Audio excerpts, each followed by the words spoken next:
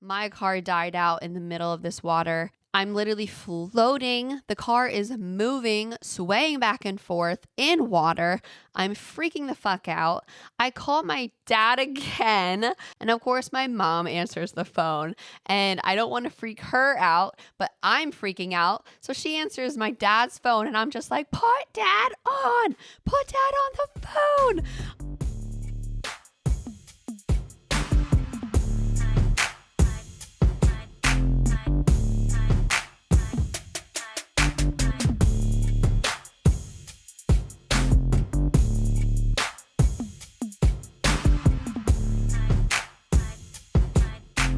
Welcome to Casually Spiraling with me, Julie Bishop, just a tall girl in this world trying to make sense of life, dating, money, relationships, identity, culture, you know, all the things.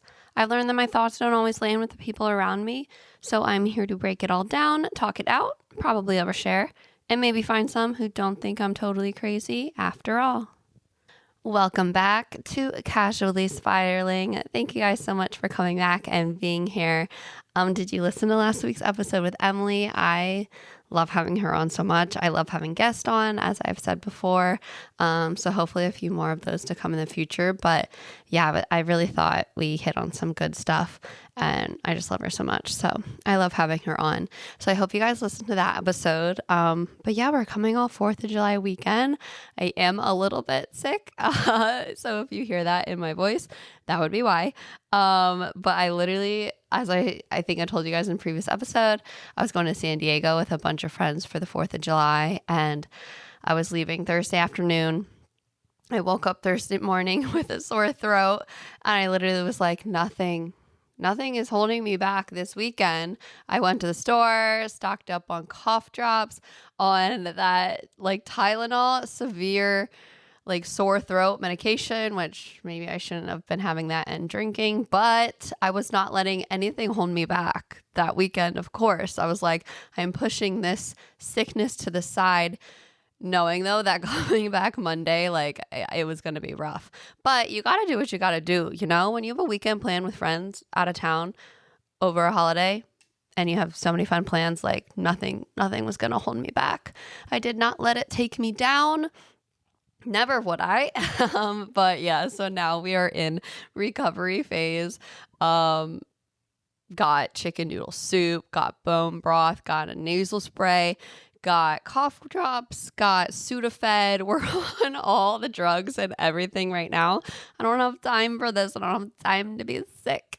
So yeah, we're trying to get over that now, but that's where we're at right now. So lots of water, lots of drugs, lots of nasal sprays. But 4th of July was so much fun. I'm geeked. I love a weekend away with friends. We got an Airbnb with a group of friends, and it was just so much fun. And the Monday scaries this week are really, really scary. But literally just had the best time. You know, when you just have such a good group of people and you're away for a weekend, it's summer, it's a holiday, everyone's out. Just a good group of people where everyone is positive, kind, fun, like just good vibes the whole time. No drama queens, no complainers, none of that. Like everyone is just like great, you know, and you just got such a good, strong group because that doesn't always happen. Like I just had the best time. And like it literally like weekends like that after I was fucking spiraling before about like life and feeling like I'm not doing enough and what am I doing with my life? Remember that? Yeah, me too. Weekends like that really just remind you, I don't know, what's important, recenters me, put a little pep in my step, because I literally just left that weekend feeling like just full of laughter, so fun, full of smiles the whole time, and good people and good vibes. And like life is about those moments, right? Those moments and memories, and experiencing that, and just surrounding yourself with good people, and like traveling and just taking in all that moments that you can, and positivity and just all the things, you know, like overall the scheme of things, like making the most out of the people you're with and the time you have and where you're at is what it's about. And Yeah, I literally just had the best time. So that felt really good and happy. But yeah, just some things we did. We got there Thursday. Oh my God, there was so much fucking traffic Thursday driving down. I was like, okay, I'll take like between 2 and 3 hours. It took me like 4.5 hours to get there. Like I all the way from LA to San Diego, start stop, like never had a flow of driving. And I was just like, no, I want to get there. And now I'm running late. My Emily kept texting me like, what city are you in? Where you're at? I'm like, I'm still trying to get out of LA, girl. I have not made it past the airport yet. But that's okay. That's okay. We don't let anything bring us down. So yeah, I got there a little late, rushed through my stuff in the Airbnb, called an Uber because I had a Love Island watch party to get to. I had to get there for movie night part 2. Yeah, so only a few of us got there Thursday. Everyone else got there Friday. But so there was a bar, Mavericks Beach House, that did a Love Island watch party. So we hit up the Love Island watch party. I was just a few minutes late, but I ran in there ready for it. And yeah, it was so fun. It's so funny seeing everyone's reactions in person. That was a good time. And then that night we got dinner. We took dinner to the beach, watched sunset, just like that start of the trip vibes where like the whole weekend's ahead of you and you're just excited. So yeah, really, really good vibes. Then we went to Lafayette Hotel is what I think it's called. It's a hotel, but it's pretty much like a bunch of bars that happen to be a hotel, but it was really cool. I've never seen anything like it. There's many different bars in this one hotel, and they're all such very coolly decorated and different vibes and eccentric. And there was a speakeasy, which is where we spent most of our time. And there was like a really good DJ playing, good espresso martinis, like just really cool vibes. There's a game room, played some basketball, some skee ball, pool, all that. Yeah, it was just really cool to see. So that was a lot of fun Thursday. And then Friday, of course, we got up. We had to do a brunch, had bottles of mimosas flowing. Perfect way to start off the day. Really good food. The waitress thought it was my birthday and she thought my name was Julia. So that was funny. They brought out an espresso martini. And in the foam, it said, happy birthday to my sis, Julia. We were dying, not my sis, Julia. So then my drunk alter ego for the whole weekend became Julia, or my sis, Julia. Yeah, we just had such a good time. And then hit up a beach bar, played some games there, just good times right on the beach. Then that night we went out and oh my God, did we get it down on the dance floor. I love people who just don't give a fuck and just get it down on the dance floor. So lots of dancing. And then Saturday the 4th, big group of people on the beach, like Bayside, in the water, volleyball, footballs, spike ball, a DJ, music, speakers, hot dogs, hamburgers, people, tubes, floaty boats, a dog running around. That was the cutest dog ever. So literally 8 hours on the beach with all that, and then fireworks and games and stuff. And then we all left Sunday. And yeah, anyway, that's my little recap of the 4th of July, but literally nothing better than a good friend group and no drama and just good times. But here I am now. I don't know if you can hear it in my voice. We are recovering, but we're pushing through post that weekend. It was worth it. Like, I don't know. I'm just not one of those people. I'm not going to let anything take me down when I'm with my friends, I will push through and still have the best time ever. Nothing was going to take me out this past weekend. But for this episode, I thought it'd be a good time because I have a few new followers on the podcast, on the social medias and stuff like that. So I thought it'd be a good time to do another Q&A part 2 episode, stir up some topics. Yeah. So I asked people to send in questions, advice, story times, whatever. So I'm just taking all those questions that you guys sent in, and yeah, we're gonna answer those, get into those, see what comes up. So I'm excited. So let's get into it. Okay. First question is, how did you come up with the name of the pod? Well, I knew I wanted, when I was coming up with the pod and my idea, I knew I wanted it something along the lines of like being messy, being a rambler, being spiraling, being real, like just saying things how it is or what I'm thinking. So I was trying to think of options all along those lines. And of course, I really wanted something to like be catchy, like the name, I wanted it to be really good. So I kept coming up with names, kept sending them to people, like my sisters and friends, to vote on, saying what they liked or didn't like. But every time you come up with one, I had to Google if a podcast already had that name, because there are fucking million podcasts out there. So anytime you think you got something that is original, I'm sure there's a podcast with that name already out there. So there was a lot of trial and error, like coming up with names and seeing what stuck, what I actually liked, and then what didn't already have a podcast named that of. And then, yeah, I had it down to like Casually Spiraling and maybe 2 others, and sent those options to my friends and sisters. Everyone voted for Casually Spiraling. That was the one that I think hit and stood out with me the most. I don't know. I really love that name. No other podcast had that name. Copyright it. And yeah, it just felt like the perfect fit of what I was trying to do, of my vibe, of my style of podcasting, and kind of just like saying all my thoughts and rambling on my thoughts and how I was feeling about life, and like just figuring life as I go around, really spiraling through it, but you know, just in a casual, cute way. So yeah, I don't know. I just love it. I think it's fun. And yeah, it stood out. So that's how I came up with that. It was really just a lot of making lists of names, trial and error, voting, sending to friends and family to see what caught other people's attention as well. Next question is, would you ever want to star in a reality TV show? Okay, so obviously I've been talking about Love Island a bit. We're coming down to the last week here of the summer. And I love Love Island. That is the show that like hooked me on to some reality TV. I don't watch like the Bravo stuff. I don't watch like Housewives or stuff like that. I really just watch like Love Island, Love is Blind, like some of the dating ones. And I've thought about it before, Love Island.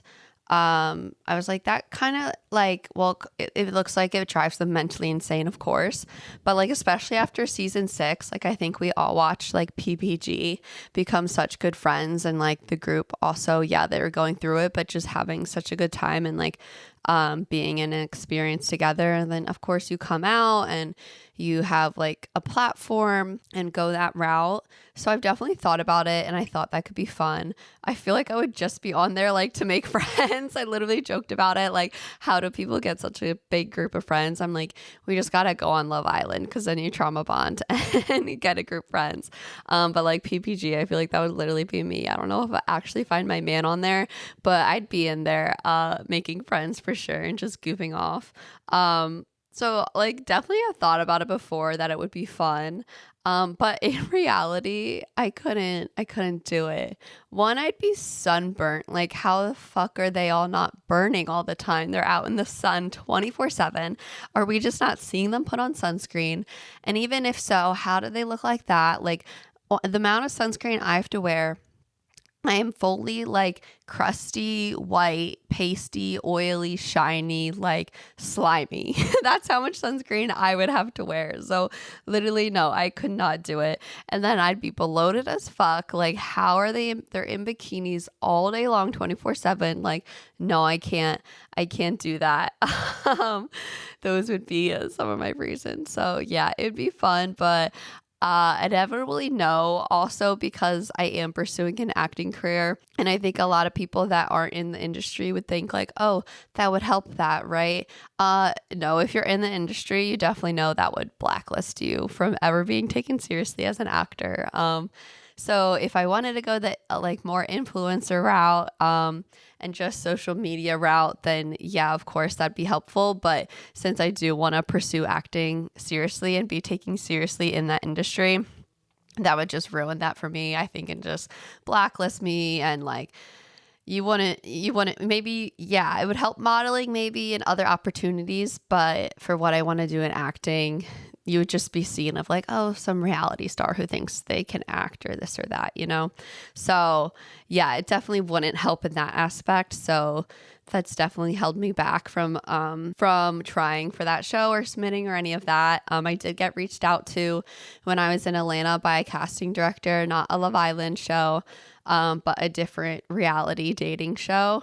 And like joked about it with friends, like, oh, what if, do I respond or this and that? I obviously didn't end up going through with it, but I did get reached out. So that's where like it definitely has crossed my mind and I thought about it, but no, it just wouldn't be helpful in my scenario. Maybe fun, maybe traumatizing, but maybe make some friends. But so I've thought about it, but no, wouldn't actually ever want to, or don't think I would go that route. Okay, question 3. Has anyone ever told you to give up your dreams? If yes, what do you say? Yeah. It's funny when you tell people like, you know, all the time it just comes up like, what do you do? Why did you, when I like told people I've moved places, why did you move places? Yada, yada, yada. It always, you know, comes up like, oh, I'm pursuing acting. I'm an actress, whatever. It can be really funny, people's reactions for sure. I can remember specific moments. I used to work at an LA Fitness, and guests would like see me working there, ask whatever. They would think I'm still in college, be like, no, I'm not in college. I do whatever. And a specific person, and this has happened multiple times, but I remember the specific moment. They're like, and I tell them, oh, I'm an actress. They're like, oh, maybe you should like, I don't know, be a producer, a director, or someone behind the scenes, because that's like way more easier and you'll have such more of a chance of making it. You know, they just full on kept going on and on about how I should not go down the acting route and I should go down a different area in the entertainment industry route. And for some reason, they think that is easier and more likely, and I'll be more successful going that way. And that even though I want to be an actress, just should ignore that completely and just go down a different route. Yeah, it's crazy. People hear that and they're like, isn't that like really low percentage of making it? Like, why would you do that? Don't you want to pursue something more reliable, more realistic, like all things like that? People will say the craziest things when you tell them that you are an actress and pursuing acting, which also, side note, like becoming a producer, director, people just assume that's like just easier or something. Like, yeah, right. As if that is so easy. That is so hard to get into and be successful at. So no, that wouldn't necessarily be an easier route.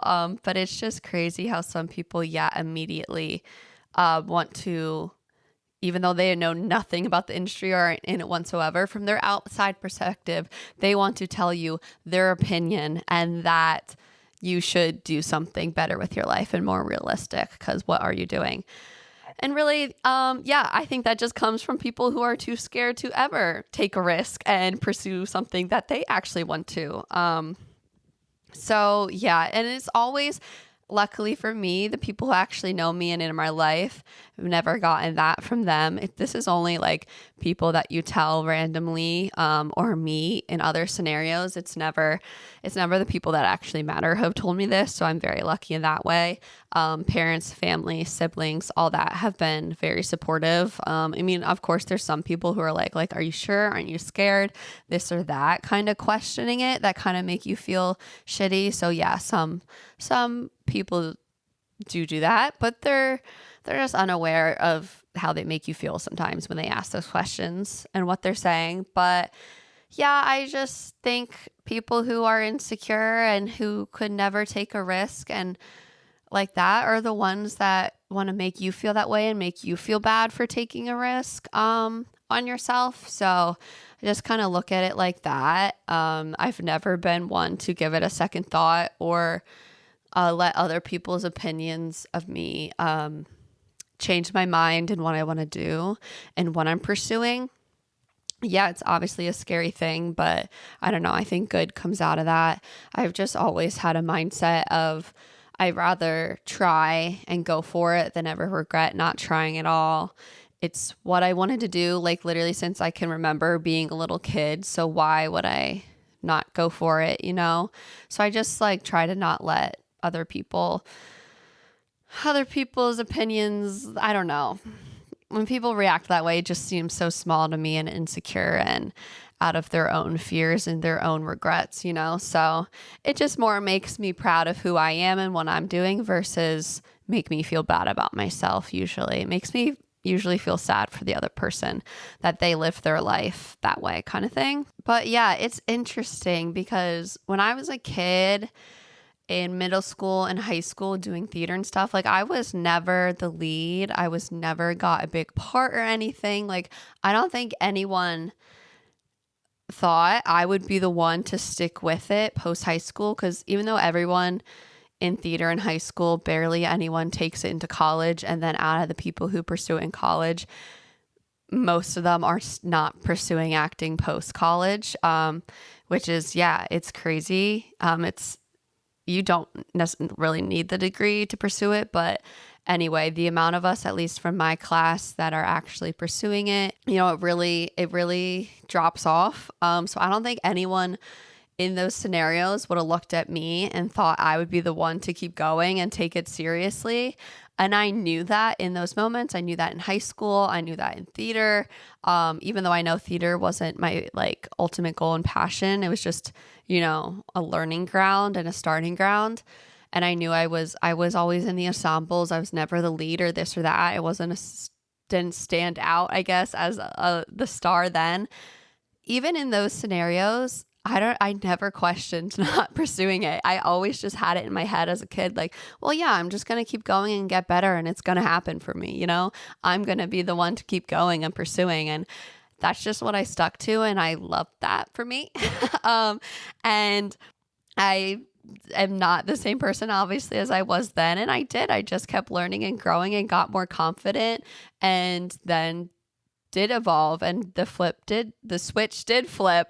And yeah, I just remember too in high school and younger and stuff doing auditions for theater, short films. I would be so scared going into those, like literally so scared. And obviously my auditions reflected that then. But even when those were like the scariest days for me, even then I never questioned, oh, well, I'm not going to do this. I like still, which is funny and crazy kind of at such a young age. And those were the scariest days and scariest moments. But it never dawned on me that, oh, I'm going to stop this because I'm scared or not do it, you know? You just keep going and going. And now I love auditions, and they're not scary, and they're exciting and fun and playful. And yeah, I don't know. Long story short, yes, people have told me, and no, I have not let that ever affect me, even my own thoughts. And I was just always so aware that I was not perceived as the star or the one to, you know, make it this or that. But I don't know. I just always had it in my head as a kid of what I'm doing and what I'm going after, and didn't give a fuck about anyone else because I knew what I was doing, you know? So hopefully that helped.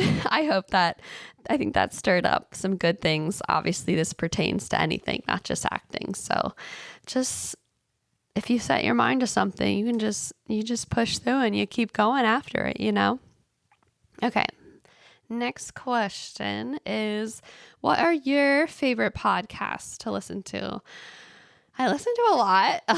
Hopefully I can remember them all, but let's see. I listen to Girls Gotta Eat, Call Her Daddy, Armchair Expert, Smartless, Good Hang, Chicks in the Office, New Heights, Extra Dirty. I'll listen to some therapists, In Your Dreams, Audrey Helps Actors, Work in Progress. There's a lot. I think that's the core ones. But yeah, I always have lists of podcast episodes I'm going through. Always listening to a podcast, working out, in the shower, getting ready, podcast interviews, always going off on my phone. So yeah, I'm constantly listening to podcasts. Literally last night, this is so embarrassing, but I was literally like talking to Emily, hang out with her, and we were talking about something, and I was like, wait, was it you that I was talking about this with? And yada, yada, yada, I said it. She's like, no, that wasn't me. And I was like, oh my God. It dawned on me, this wasn't a conversation I had with someone. It was literally something I listened to in a podcast. And I like totally forgot that. And I thought I had this conversation with someone. But no, it was just something I heard in a podcast. And I was like, oh my gosh, maybe it's too much. Maybe I'm listening to too many, taking it too far. So yeah, I listen to a lot. I'm inspired by a lot. I learn from a lot of them. I like getting information that way. I love interviews. I love learning about things I wouldn't have otherwise. So I listen to a lot. Okay, number 5, next question. How do you maintain your high school friendships after all this time?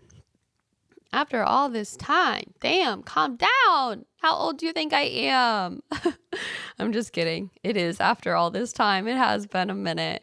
We are 10-year anniversary, I think, reunion, whatever, from when I graduated high school, which is crazy. So yes, it is after all this time. But yeah, a lot of people, I think, after high school lose touch with their high school friends.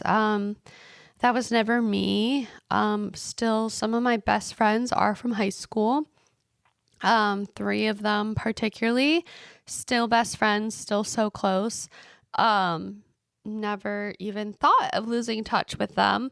But yeah, I think a lot of people lose touch with their high school friends. You know, you make new friends in college, everyone moves away, gets new jobs and lives and this and that. But yeah, I'm very lucky to still have some of my best friends from high school. But we're always in touch. We're always texting, group chats. Once a week, we do these Wednesday waffles with my friends where we just send photos and updates from our past week so that like, even if we don't have any major life updates, it's just a way that forces you to stay in touch, forces you to update each other on our lives, keep talking, knowing what's going on and what we're going through. Because, life gets busy. We are all living in different areas. We're all in different time zones, doing different things on different schedules. We're adults. So it can be difficult to always find time to keep in touch. So having that weekly thing, is a really good, just scheduled in. We know we're going to talk on Wednesdays at least. But we always end up talking more than just that. We send voice memos, constant FaceTimes. We're always planning trips together. So we always know, planning the next time you're going to see each other in person. We're always taking turns visiting each other. Ange and Meg came out to LA in January. I'm currently planning a girls' trip with Meg and our other friend from high school, Shannon.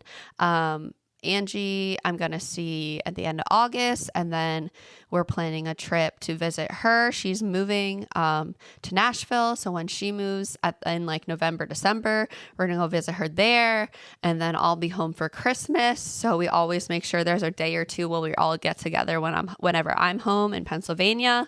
So yeah, it's just always taking turns, visiting each other, planning trips, meet in the middle somewhere, see a new place, do weekends, girls' weekends.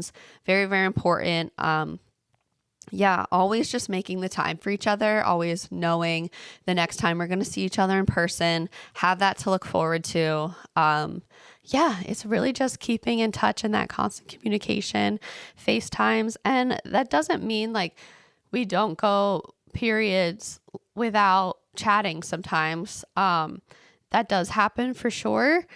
But whenever we do talk, it's we never stop talking. And then there's periods where we're FaceTiming each other multiple times a week. And then recently there's been periods where we're more busy. So it's once or twice a month, but it's just finding the time, staying connected and making the effort. I think all friendships need to be a two-way street. If one person is only the one making the effort, then I don't know, that doesn't really seem like a fair friendship to me. And I think I would start taking that as, the other person doesn't care about this friendship as much. So friendships have to be reciprocal. It has to be a back and forth. There has to be understanding there for each other's lives at the moment. And so communication, check-ins, trips, all that kind of stuff. keeps us really close. The next question would be, what have you learned about yourself through podcasting? That I can yap and yap and yap by myself. It's crazy. I always did like picture when I had a dream of wanting a podcast, I always pictured doing it with someone and having a co-host and it not just be by myself. And I still would love that someday. I love my guest episodes. I love interviewing people, all that kind of stuff. But obviously I didn't want to wait around. I didn't want to wait around to meet the right person or for someone else to say yes and commit to it as much as I did. So that's why I decided to start it on my own. Excuse me. My sore throat just came in right there. So yeah, but that definitely has taught me it can be crazy to just talk with yourself for an hour straight, but I've been doing it now for like 30 episodes. So I do know that I really can yap and yap and yap. I might have known that before, but now I really know it. And I have a lot of thoughts up there and I have a lot of opinions. And I think I've learned other people do too.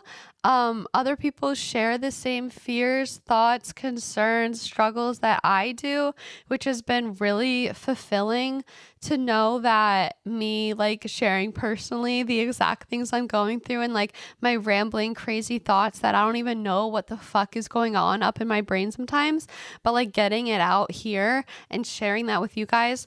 I've received some messages of people who have said like, you're literally seem like you're me. I'm going through the same thing. I like this episode and this topic. Like I have been having the same fears and thoughts.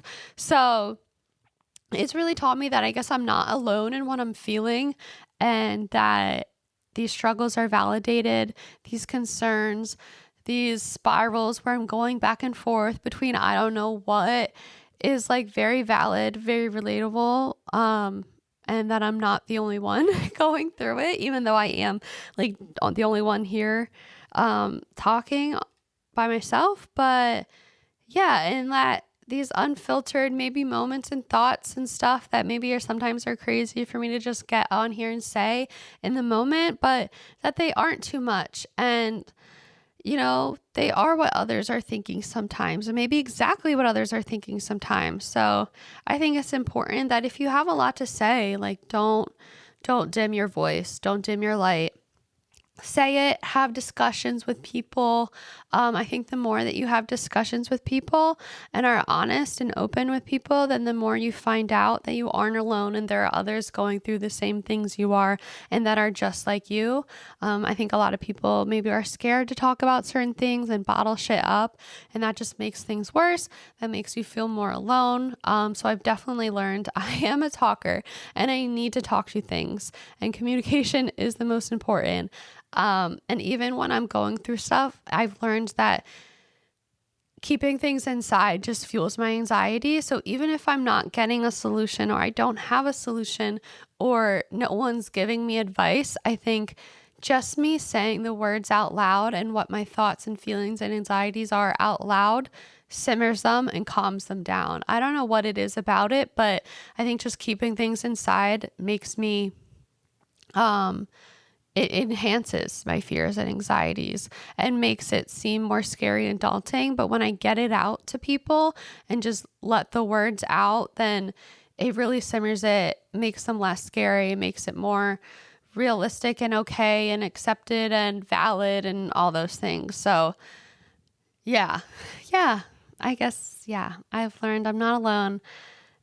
If you have questions, fears, anxieties, you should talk them out with people, because just that itself will probably make you feel better. Okay. Next question. Number 7, best therapy experience. Okay, this is a topic that I'll probably bring up in another episode. Therapy journey altogether. The therapy definitely recently we've been hearing a lot more talk about it. It's much more openly discussed. It's much more common. It's not as taboo or like, what's wrong with you? You're in therapy, or like just one major thing needs to happen. And that's the only way people get into therapy now. I think many people are discovering like that they do just need someone to talk to, even if they're not going through anything crazy, or even if they are going through something crazy, like having someone to talk to is an amazing thing. And it doesn't make you insane. It doesn't make you weird or whatever. And it's just so much more normalized and talked about. Anyway, with that all being said, I guess a little background on therapy.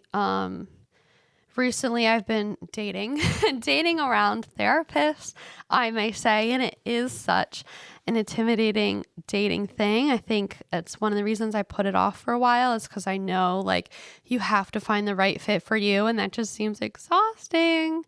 But I'll take it back a minute. I guess my first ever therapy experience was back like 4 years ago, when I was right before I was going through my breakup. Well, I tried to get both of us into therapy, and I don't think that really worked for my partner. That was a difference that we had. I was trying to hold on so tight to that relationship, even though I shouldn't have been. I was trying to do everything I could to work through it, obviously. But I needed to do that for myself. But yeah, obviously that didn't work, but it worked for me because I then personally started therapy myself, because I knew, okay, even if my partner at the time wasn't going to do it, or wasn't open to talking about it, or trying that out, that I knew I needed things to talk about, and I needed someone to talk them through. And I was going through this experience for the first time, and I had no idea what the fuck I was doing, or what I was feeling, or what decisions I should be making for myself. So I needed someone, at least for me, to talk to. So, and I was working at Starbucks at the time, and they provided free therapy, through Lyra. So I did find someone to talk through, and it did help me a lot in that circumstance. It helped me come to my decision. It helped me clear my thoughts, figure out what I wanted, and tried to help me, figure out the best way to go about it. But that program was kind of like a temporary thing. They were more of like, we want to give you tools so then you go off and do things on your own. So yeah, I did therapy a little bit, like here and there, while I was working at Starbucks, and then I got laid off, as we know, back in September, October. So I didn't have that like access directly to it anymore. And then so I kind of just put off getting a new one or figuring out how, because insurance is a fucking bitch and makes it so fucking difficult to get one. We can talk about that as well. It's so sad that it's so hard and difficult to get help for your mental health. Anyway, quite frustrating. But yeah, recently though, I definitely, with what I've been talking about, trying to find my self-confidence, self-esteem, figuring out what the fuck I'm doing, not feeling like I'm not doing enough or not enough and this and that, all the things I've been spouting about to you lately. I don't know. I've been tipping my toe back into the idea of therapy, but I've been struggling, with finding the right one. Because I've been dating around. That was always something that held me back. I was like, I don't want to take the time to meet a new person and tell them all this stuff. I just want them to already know what I'm going through, so I don't have to explain myself. And like, I just want to know and find the right person. I was seeing someone. I just recently decided they aren't the right fit for me. So I'm still in the process of dating therapists and finding the right one. So I guess my best experience so far would just be, it helped me come to terms with where I needed to be in my life and what I wanted for myself a few years ago. But this is a whole topic I want to get into, because I have had even more bad experiences. I actually started with bad experiences back in college, trying to talk to someone about stuff, and that can really be like harsh on a person and steer people away from good therapy and good therapists. And it can really make someone not feel good. And I've had some of those experiences. So yeah, I'm going to talk all about that in a future episode because I've had some really bad experiences trying to talk to people about things, and I had some really good ones. So we're going to get all into that, and hopefully as I date around more, I'll have more and more good experiences. So updates to come on that. Okay, next question. Oh, okay. Thoughts on Taylor and Travis married at MSG? Oh my gosh. Okay. No one come for me. Not that I even have such strong opinions. I'm not a Swiftie per se. I respect her, the hard work. I know she's so hardworking, the dedication, such a talented songwriter. Really incredible. I know that. I just am not a Swiftie, I'm not all into her music and this or that, but respect it. And I am aware and acknowledge how hardworking she is and how talented she is. And then of course I'm a football fan. I listen to New Heights, so I know Travis, but obviously I prefer Jason. Duh, the better brother. But anyway, they got married at MSG. My thoughts. When they first rumor came out about this, I was like, this has to be like a decoy, because why would anyone want to get married at a stadium and arena? And I'm like, their whole careers are both in stadiums and arenas all the time. So I'm like, why would you want to do that? You could go anywhere, like somewhere more magical than like in a dark stadium. But I know they had so much to consider. Like, they don't want it to be found. They want super security lockdown. They don't want helicopters. Like, if they were to do somewhere outside, like, they are so famous that I think people would find them wherever they were at. So they needed probably so many things to consider that I don't even know about. They had to have all those extra protocols and security and thoughts than a normal couple would. So I can't judge it, because who knows what they had to think about going in and trying to keep it protected and sacred and just like a good loving day between them. But yeah, no, would I ever expected that? No, I thought they would be in some crazy outdoor like field or something with a bunch of flowers and pretty stuff. But with all their money, I'm sure they turned it into looking however they wanted and something really beautiful. At this point, no photos. We don't know yet, but yeah, I don't know. I was surprised. I wouldn't want that for myself, but I'm sure it was great for them. Who knows? And not what I expected, but also have to acknowledge all the extra security stuff that they have to think about, and the keeping it a secret stuff that a normal couple or even like another famous couple that's not on their caliber would have to worry about. So there are circumstances for sure, but not for me, and was shocked by it. Okay, number 9. Okay, this question is from my sister. I just had to throw it in here for her, and she just knows me so well. And this question will lead to some stories, I think. But the question is, would you rather kill a bug in your apartment or drive your car through a huge puddle? Now, you may think, why the fuck is she asking this question? Yeah, but if you know me, these are some 2 things about my life. 1, I hate bugs. I hate bugs so much. Like, no, if I know there's a spider in the room, like, it's got to be killed. I'm not sleeping. But the thing is, see, I hate bugs so much that I do kill them, and I will make sure they are dead. I can't live in there, sleep in there without knowing it's dead, right? So I have had to be the one to step up and take it in my own hands. Do I hate it? Yes, but I want bugs that are in my space killed so badly. Give me all the hate for that, whatever. That I will be the one to do it if no one else is there to step up to the plate. I'm an independent woman. I need to do it for myself. I've also have lived in North Carolina and Atlanta, Georgia. Huge cockroaches, water bugs, all the things. I've lived in infested apartments, and if you know me, you would be shocked that I survived through those experiences. But hey, they made me stronger. I'm a strong woman because of it. Yeah. One loft that I lived in North Carolina was infested. I had to get pest control. but it was like a loft. So obviously I had the downstairs area and then my bedroom was upstairs.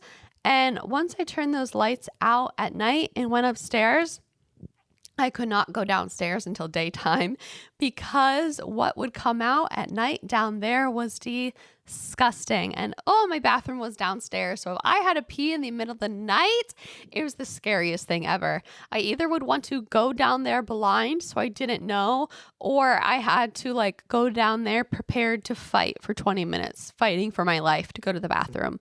Because what would come out at night, there was these like so many of these little bugs that I guess lived under my refrigerator, and they just grew and grew and grew, and they're like impossible to get rid of. I had to have pest control come in there and spray so many times, and they would all come out at night. And then the water bugs and the cockroaches come out at night. They love the dark.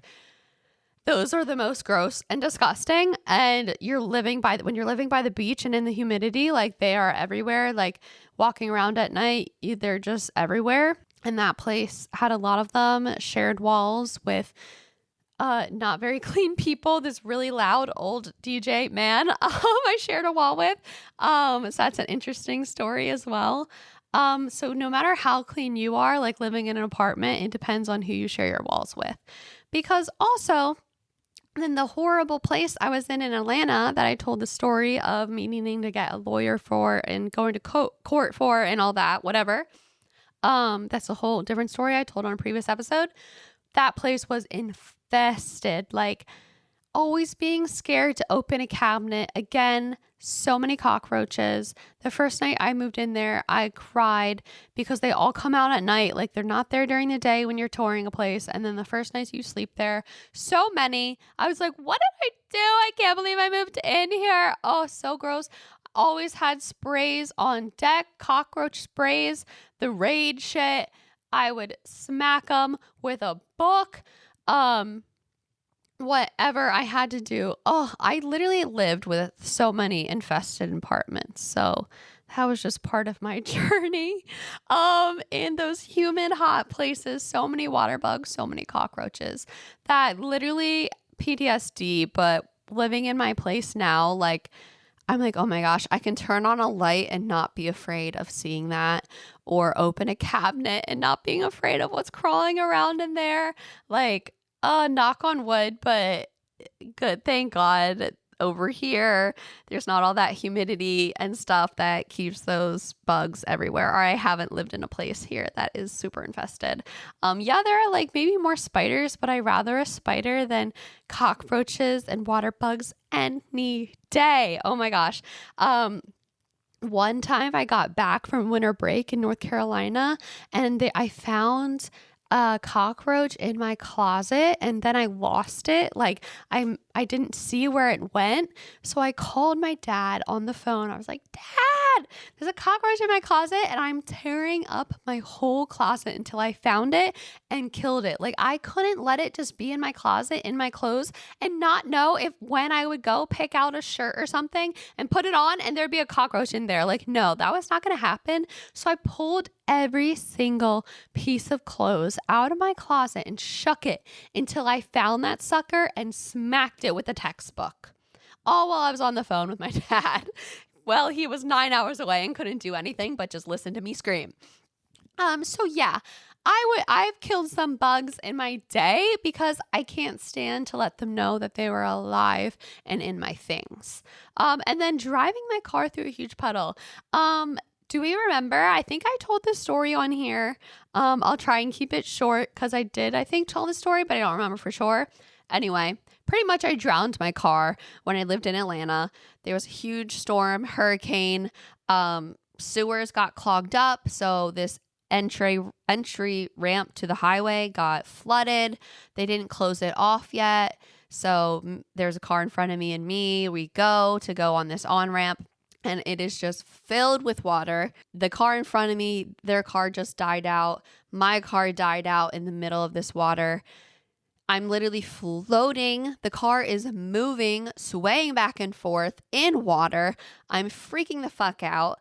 I call my dad again, knowing again he can't be there to help me, but I was like, well, like need some support on the phone. So I call him knowing that he could remain calm in these situations. And of course, my mom answers the phone and I don't want to freak her out, but I'm freaking out. So she answers my dad's phone and I'm just like, put dad on the phone.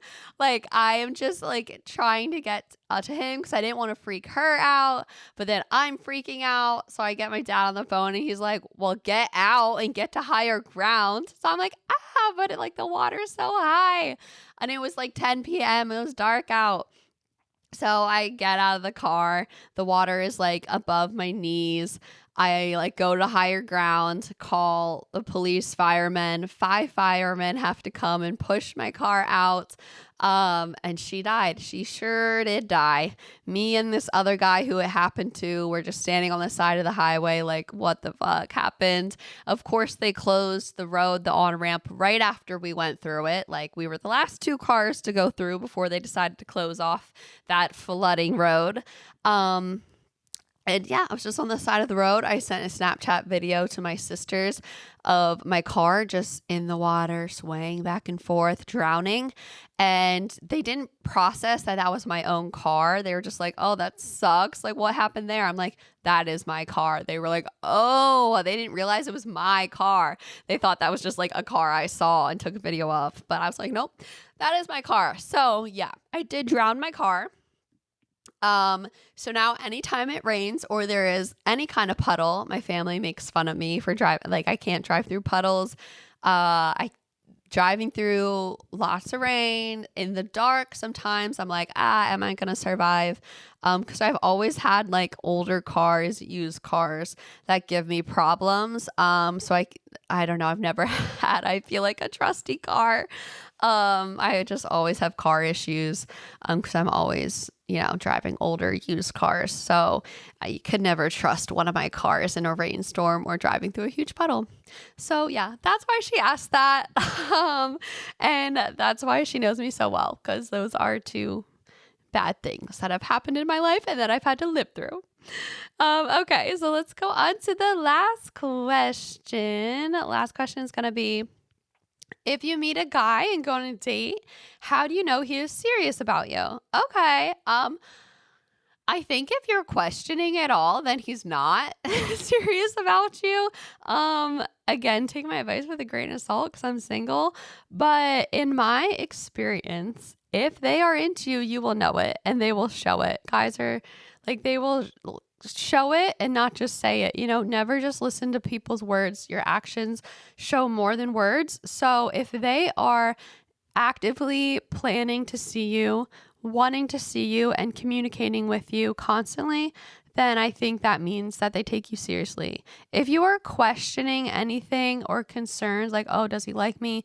Why am I not hearing from him? I don't know when I'm going to see him next. He's not planning any dates or this and that. There should be no questioning, especially at the beginning. Like, I don't want to say it, but also I do. Like, if he wanted to, he would, and you would know.